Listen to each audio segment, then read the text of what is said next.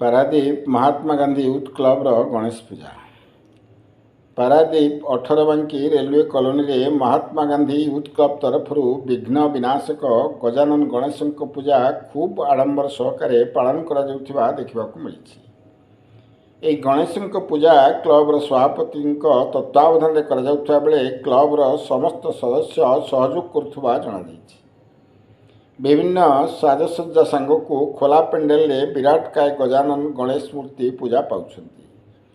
यही मूर्ति खोला पेंडेल में करा बेले लघुचाप जनित वर्षा को लक्ष्य करी या वाटर प्रूफ मूर्ति करा जणाଯାଇଛି। यही पूजा को 18 बांकी रेलवे कॉलोनी रे रहउथबा बहुत श्रद्धालु दर्शन करने को आसी आनंदित थिबा बेले खुशी रे विभिन्न प्रकार भोगराग करुवा देखा मिली। यही पूजा दीर्घ 19 वर्ष धरी महा आडंबर सहकारे पालन करा बेले ए वर्षर आकर्षण गजानन गणेश आखि दुईटी सते जमिति भक्त मानू से निजे देखुथिबा लक्ष्य करा जाउछि। पारादीपरू पुरुषोत्तम सतपथी की रिपोर्ट क्रांतिधारा न्यूज। मेरा नाम Abhishek Kumar Jha, train manager Paradip lobby में हूँ और यहाँ पे हर साल बहुत अच्छे तरीके से मनाया जाता है गणेश पूजा। हम लोग तो कॉलोनी में रहते नहीं, तारनीगढ़ में रहते हैं, मगर हर साल यहाँ पे आते हैं और एक दिन नहीं 2 दिन आते हैं, 3 दिन आते हैं। यहाँ पे जो म्यूजिकल कार्यक्रम भी होता है वो भी देखने आते हैं और इस साल भी बहुत अच्छी तरीके से इन्होंने ऑर्गेनाइज किया है। पिछली बार भी बारिश था लेकिन बहुत अच्छे से इन्होंने मैनेज किया था, फिसलन भी नहीं था और सीढ़ी पे चढ़ने का अच्छा व्यवस्था था।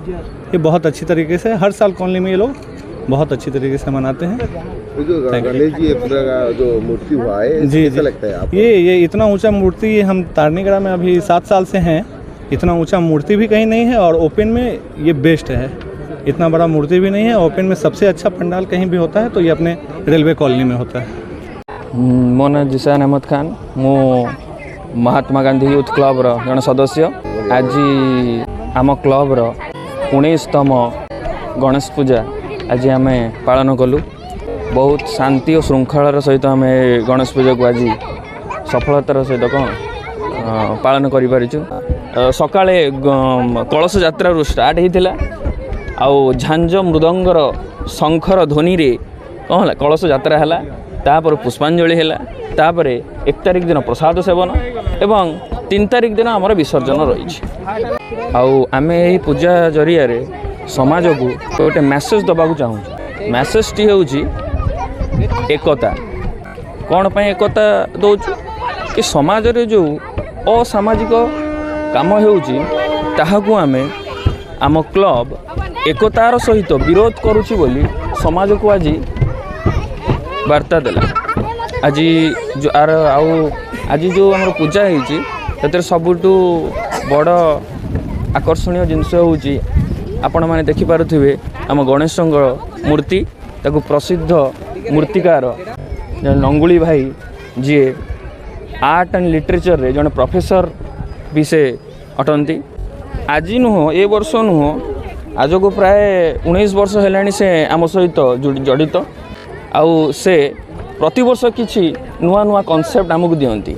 एथरकर कॉन्सेप्ट होमर कि से कही कि जो मु एथर मूर्ति जो गढ़ा हे कि जो मूर्ति रे जो आखि से सबुठ आकर्षणीय हम। जो आमर प्रवेश बाट अच्छी गांधी मार्ग एवं जो प्रस्थान बाट अच्छी दक्षिण मार्ग, ए 2 गेट मझीरे जी भी चली चली गणेश को देखिए और गणेश को आखि को देखिए एभली लगे गणेश स्वयं जमी से लोक को देखुची। ये हूँ सबुठ बड़ आकर्षणीय जिनस आम फिल भी करूँ।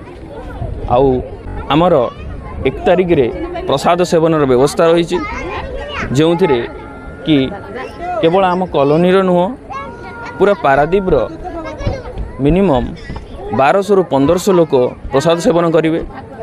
एवं ये जो पूजाटी आज सफल भाव में तार से केवल आम क्लब्र मेम्बर मानकर नुह नंगुली भाई नुह बल्कि आउ जड़े अच्छा जड़े नुह 140 ରୁ 150 जन रेलवे स्टाफ एवं तांको फैमिली एथरे जड़ित तांको सहयोग रे कहीं आज ये सफलतार सहित कौन ये पूजा हो पारी। निश्चिंत आपण जो ये गणेश टी देखुं मूर्ति टी ये हूँ आम वाटर प्रूफ गणेश ଯେତେ ବର୍ଷା ହଉ ପବନ ହଉ କିଛି ହେବାର ନାହିଁ ନା ପାଲ ଘୋଡ଼ା ହେବାର ଡର ନା ରଙ୍ଗ ଛାଡ଼ିଯିବାର ଡର ଇଏ ହେଉଛି ସେଇ ନଙ୍ଗୁଳି ଭାଇଙ୍କର ଚମତ୍କାର ହାତର ଚମତ୍କାରୀ ତ ଏଥିପାଇଁ ଆମ କ୍ଲବ୍ର ମିନିମମ୍ 75 ଜଣ ସମସ୍ତଙ୍କ ସହଯୋଗରେ ହେଇଛି ସମସ୍ତଙ୍କ ସହଯୋଗରେ ଏବଂ ସମସ୍ତଙ୍କର ଯେଉଁ ରେସ୍ପନ୍ସିବିଲିଟି ଯାହାକୁ ଯାହା ଦିଆହେଇଥିଲା ପୂଜା ପ୍ରଥମ ମିଟିଂରୁ ଆଜି ପର୍ଯ୍ୟନ୍ତ ଏବଂ ପ୍ରସାଦ ସେବନ ପର୍ଯ୍ୟନ୍ତ ଯାହାକୁ ଯାହା ରେସ୍ପନ୍ସିବିଲିଟି ଦିଆହେଇଛି ସେ ସମସ୍ତେ ନିଜ ନିଜ ରେସ୍ପନ୍ସିବିଲିଟିକୁ ବୁଝିବା ସହିତ ତୁଳାଇଛନ୍ତି ସେଥିପାଇଁ ଆପଣମାନେ ଦେଖିପାରିବେ ସେ ଯେଉଁ ଦାୟିତ୍ୱ ଦିଆହେଇଥିଲା ରେସ୍ପନ୍ସିବିଲିଟି ସେଇଟା ଆଜି ପ୍ରତିଫଳିତ ହୋଇପାରୁଛି ପୂଜା 7 ଦିନ ପର୍ଯ୍ୟନ୍ତ ଚାଲିବ।